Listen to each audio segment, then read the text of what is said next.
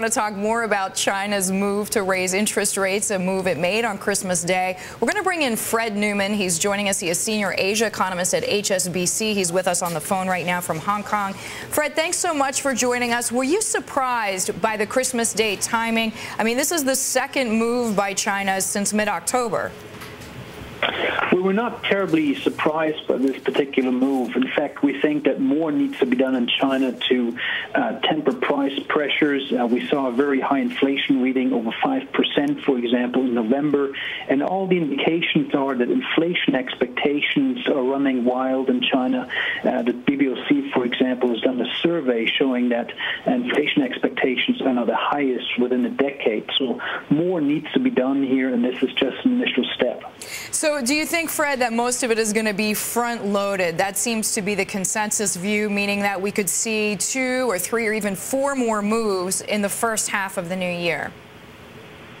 That's right. I think that's the right call here. Remember that price pressures do tend to erupt usually in January and February because we have strong consumer spending here because of the Chinese New Year. We have disruptions from the cold winter. We now see, for example, coal prices rising in China, and the government will try to stamp up here and try to dampen price pressures, particularly in the early months of next year, by tightening monetary policy and sending a signal that they will not tolerate further price increases.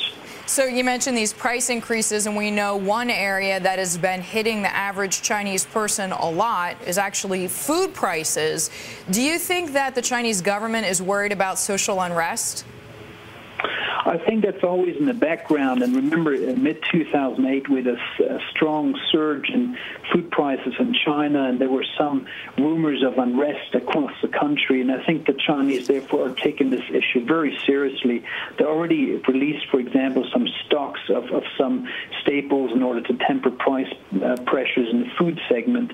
And another risk is not so much the political element, but it's also that higher food prices tend to slow down consumer spending. It's another lesson of 2008. And if food prices do rise too rapidly, consumers are cutting back, and that would hurt growth. We do know even the Chinese Premier Wen Jiabao saying that he realizes that some prices have made life more difficult, and he specifically referenced middle-income Chinese families and poor Chinese families. We have the statistic that shows that some poor families spend as much as 50% of their salaries on food. What do you make, though, of the bigger picture, Fred? That is to say that China is raising interest rates when the U.S. and Europe are going in the opposite direction.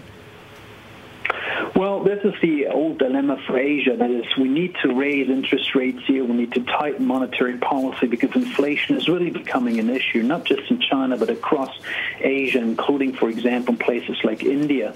But the trouble here is that if the Fed continues with quantitative easing, it will just lead to more capital inflows into Asia, will likely spark further asset price bubbles. And it's very difficult in this environment for Asian central banks to meaningfully tighten monetary policy. Okay. Fred, we thank you so much for your time, for your insight. Fred Neumann joining us there. He is senior Asia economist at HSBC. We're back.